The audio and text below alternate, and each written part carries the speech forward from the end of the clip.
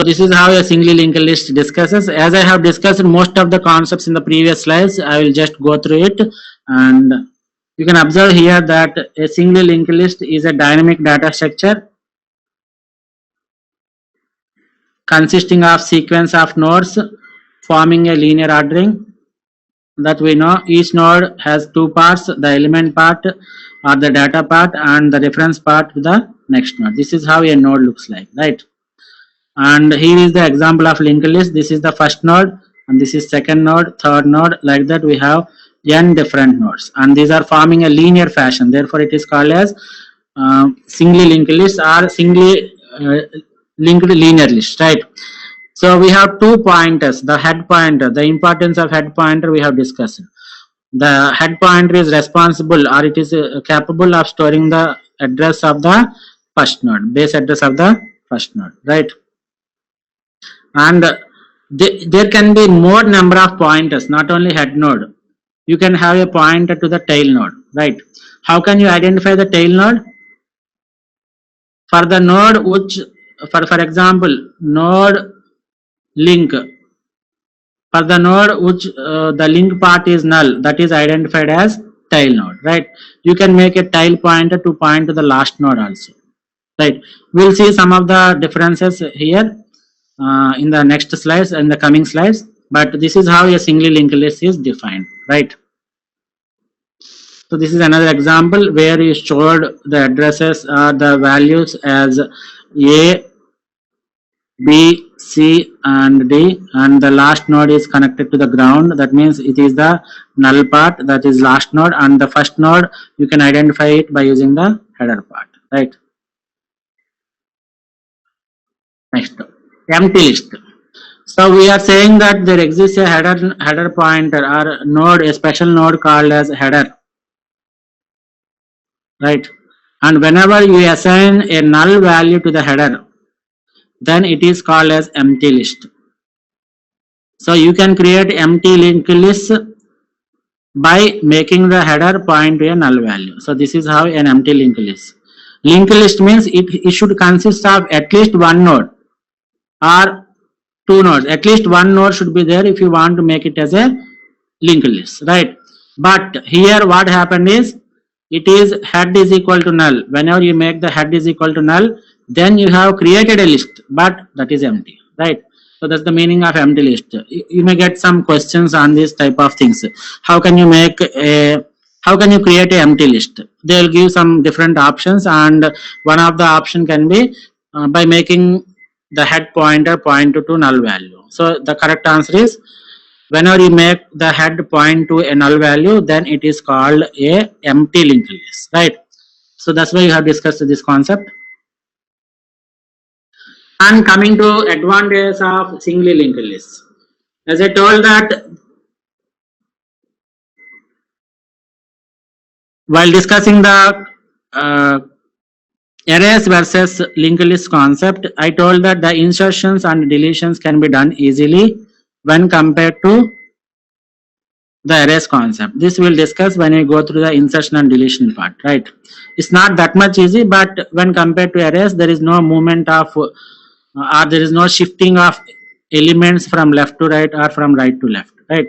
That's the reason why we say that the insertions and deletions are done easily, right? And the second advantage is it does not need movement of elements for insertion and deletions. That's what we discussed right now, right? There's no need for shifting the elements towards its left hand side, or there's no need to shift the elements towards its right hand side, right? So if space is wasted, if space is not wasted, as we can get space according to our requirements. This also we have cleared. There's a concept called as dynamic memory allocation, where you can increase or you can decrease the size according to the requirements of the user, right? So there is no wastage of memory. And similarly, it is not fixed. If it is a static memory allocation like arrays, you have to fix the size of the array. But since it is a dynamic memory allocation, there is no need to fix the size of the array, fix the size of the linked list, right? So the size is not fixed. Similarly, it can be extended or reduced according to our requirements. It is same, both are same, right? Elements, coming to sixth point, elements may or may not be stored in consecutive memory locations. This also we have made clear while discussing the introduction part. Okay.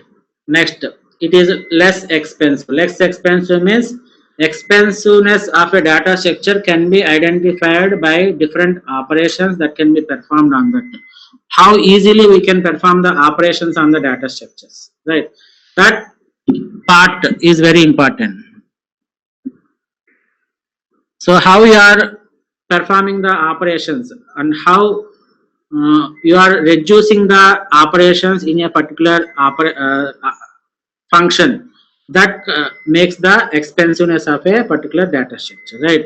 And I can say that since insertions or deletions can be done easily, the expensiveness of this data structure is less, right? And not only advantages, there are some disadvantages of singly linked list. This also we have discussed clearly. It requires more space for the pointers. The first point, what I am saying is, it requires more space for the pointers, right? This is right. We have already discussed this. Each and every node has a special part called as link part or address part. It also occupies memory which is equal to 4 bytes. It depends on architecture also, right? It can be a 2 bytes or it can be 4 bytes. It depends on the internal architecture. And since it requires space, additional space is required in terms of pointers. Next, coming to the second disadvantage, different amount of time is required to access each element. This is very true, right?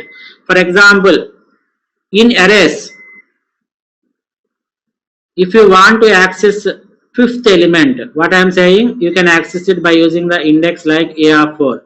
If I want to access 99th element, what you will do? You will make it as A of 98. If you want to access 200th element, I make it as A of 199, right?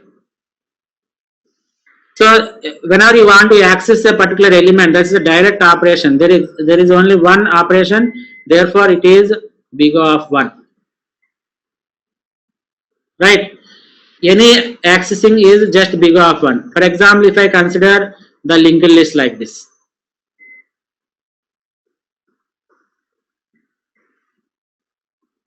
I am taking 4 nodes and this is header node, and let me take these values at 10, 20, 30 and 40. For example, as I told that any operation on linked list should start with the header node, right? So for example, I want to access this first node. The first node address is already available in the header node, and since you start the processing from the first node, it takes only big O of 1 time, right? And when you want to access the second element, you cannot directly access. Why? Because there is no concept of indexing. No indexing is there. So when you want to access the second element, you have to start your traversal, or you have to start your processing from the first node only.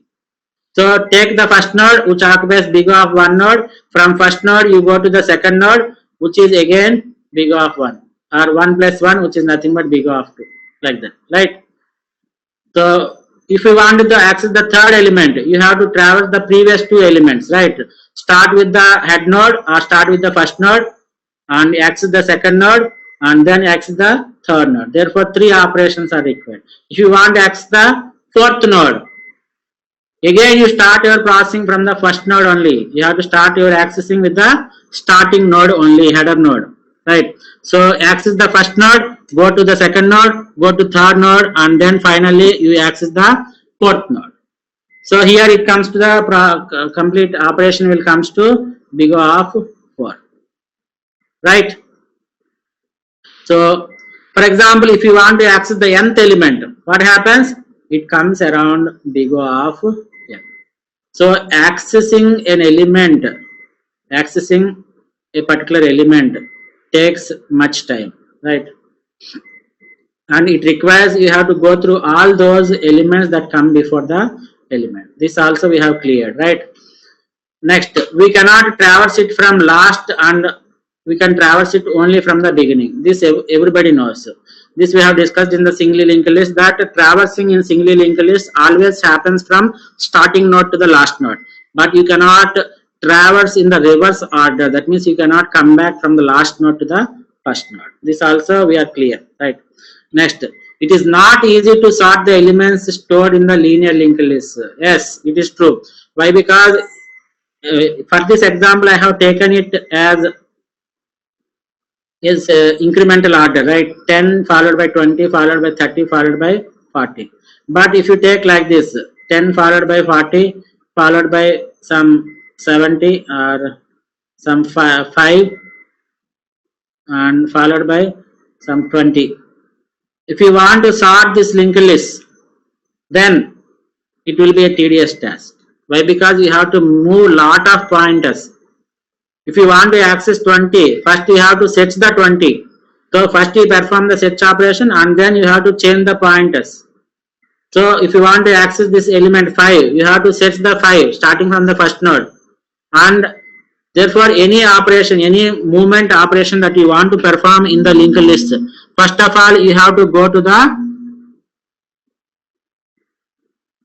you have to perform the set operation and then you have to make the required movements of the pointers. So sorting is not that easy in the linked list, right? So the best data structure for sorting is arrays, but not the linked list. You may get some questions like this.